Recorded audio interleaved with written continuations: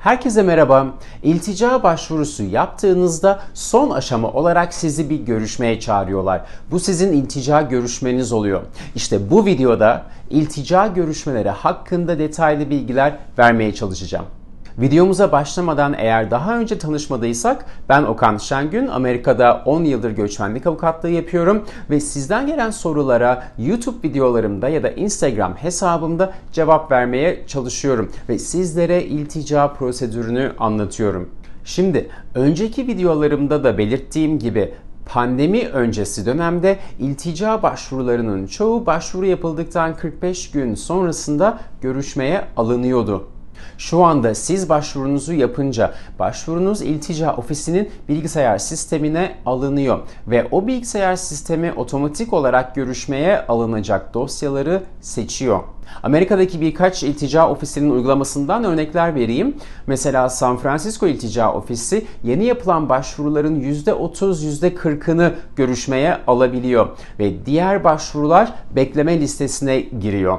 Houston İltica Ofisi mesela yeni başvuruların hemen hemen çoğunu 2 ay içerisinde görüşmeye çağırıyor. Bir diğer örnek olarak New Jersey ya da New York'taki iltica ofislerini verebilirim. Bu iki ofiste yeni başvuruların çoğunluğunu 3 ila 6 ay arasında görüşmeye çağırıyor. Yani iltica görüşmenize ne zaman gireceğiniz dosyadan dosyaya ve iltica ofisinden iltica ofisine değişiklik gösteriyor.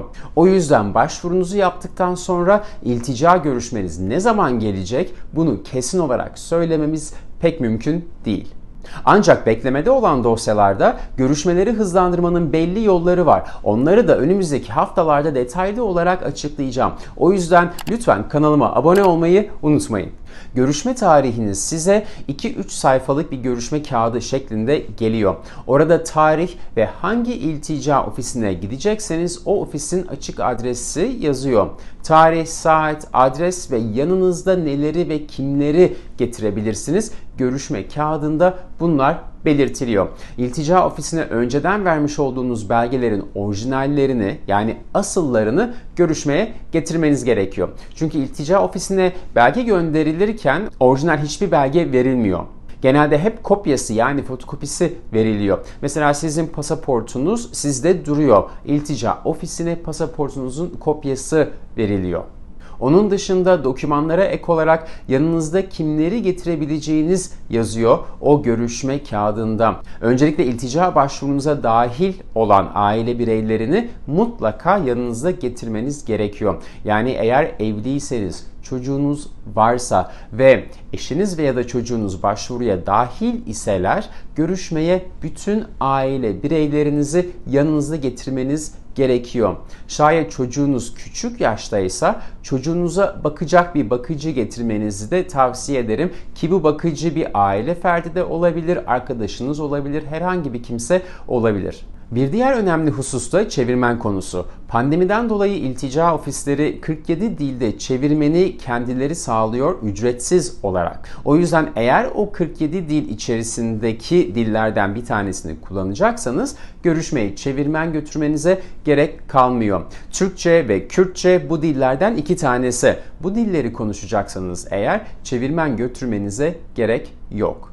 Bir de eğer görüşme tarihinde herhangi bir sebepten dolayı müsait değilseniz ya da dokümanlarınız hazır değilse iltica ofislerine erteleme talebinde bulunabiliyorsunuz. İlk ertelemeyi herhangi bir sebep göstermeden yapabiliyor herkes ve yeni randevu genelde 21 gün sonrasına tekrar veriliyor.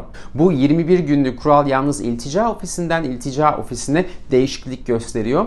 Bu erteleme 1 ayda, 2 ayda olabiliyor. Daha uzun zamanda alabiliyor. Bu aklınızda olsun. Eğer yeni görüşme tarihiniz geldiğinde hala hazır değilseniz ikinci erteleme talebi sebep göstererek yapılabiliyor. Bu arada tabii eğer yakın zamanda Covid testi pozitif çıktıysa, Covid riskiniz varsa ya da Covid pozitif olan birisi ile temas ettiyseniz bu durumlarda görüşme tarihinizi değiştirebiliyorsunuz. Görüşmeden yarım saat öncesinde bütün dokümanlarınız ve varsa aile bireylerinizle beraber görüşme yapılacak yerde olmanız yeterli. İltica ofislerine girerken Aynen havaalanı gibi bir güvenlikten geçiyorsunuz öncelikle. Üzerinizde patlayıcı eşya, silah ya da uyuşturucu var mı? Bunlara bakılıyor. Sonrasında iltica ofisinin içerisine geçiliyor. Orada resepsiyonistler var. Onlara biz görüşmemiz için geldik, hazırız. Bütün aile bireyleri burada ya da tek kişi olarak buradayız diyoruz. İlticaya başvuran kişiye isim, soyisim, doğum tarihi soruluyor.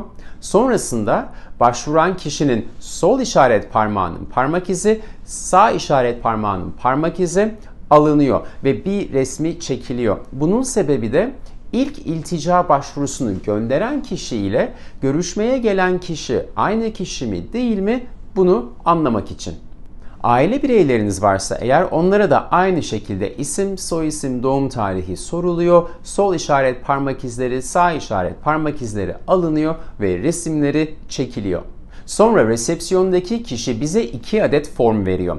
Birincisi eğer avukat not tutmak için laptop kullanmak istiyorsa onun izin belgesi.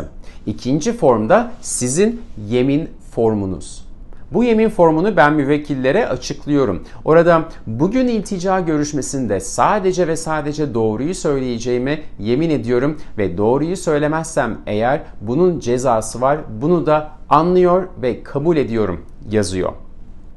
Arkadaşlar daha önceki videolarımda da söylediğim gibi iltica başvurularında doğruyu söylemek çok ama çok önemli. Doğruyu söylemediğinizi anladıkları anda iltica başvurunuz red olur. O yüzden doğruyu söylemek gerçekten çok önemli. Bunu tekrar vurgulamak istiyorum. Bu yemin formunun üzerinden birlikte geçiyoruz. Ancak o formu o anda imzalamıyorsunuz. Onu iltica memuru çıktığında kendisi imzalatıyor size. En çok sorulan sorulardan bir tanesi cep telefonumuzu getirebiliyor muyuz şeklinde. Görüşmeye cep telefonunuzu getirebilirsiniz. Ama görüşme başladığı anda telefonlarımızı kapatıyoruz. Yanınızda su, atıştırmalık, yiyecek de getirebilirsiniz. Görüşmeler bazen saatlerce sürebiliyor. Benim en uzun geçen iltica görüşmem 8 saat sürmüştü mesela. Neyse ki onaylandı. O yüzden yanınızda suyunuz ve atıştırmalık bir şeyler olursa çok iyi olur. Bu arada iltica ofislerinde tabii ki tuvaletler var. Eğer isterseniz tuvaleti kullanabiliyorsunuz. İltica görüşmesi devam ettiği sürece istediğiniz an tuvalet molası alabilirsiniz.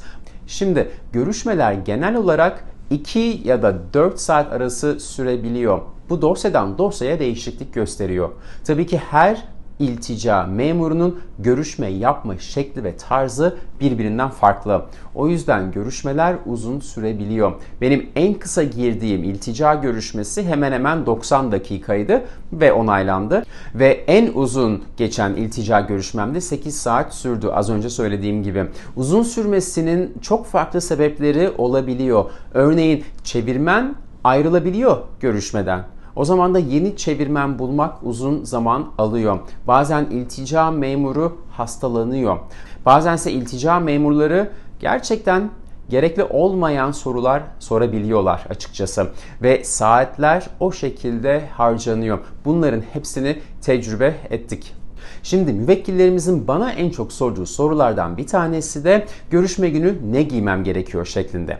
Arkadaşlar görüşme günü tabii ki federal ofise gidiyoruz. O yüzden şort ya da terlik giymiyoruz. Kendinizi ama nasıl rahat hissedecekseniz öyle giyinin diyorum ben her zaman müvekkillerimize. Takım elbise giymenize gerek yok açıkçası. Kendinizi nasıl ifade etmek istiyorsanız, kendinizi nasıl rahat hissedecekseniz o gün o şekilde giyinmenizi tavsiye ederim.